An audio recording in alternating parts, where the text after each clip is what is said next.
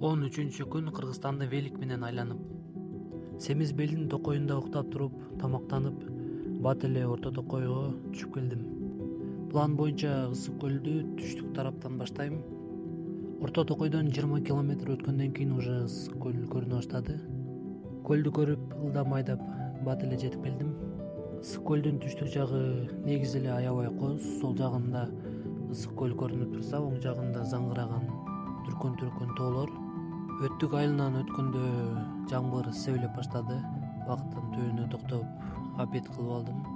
Башында сүйүнүп жаттым эле, жолдор бүткөн окшойт деп, бирок Шор булак айылынан баштап жол аябай начар экен.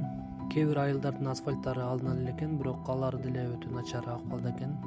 Кызыл Туу айылынан асфальт башталат экен кайра, бирок эски асфальт. Ошол эски асфальт менен кескен бел ашуусуна бат эле чыгып келдим. Ашуудан түшүп баштаган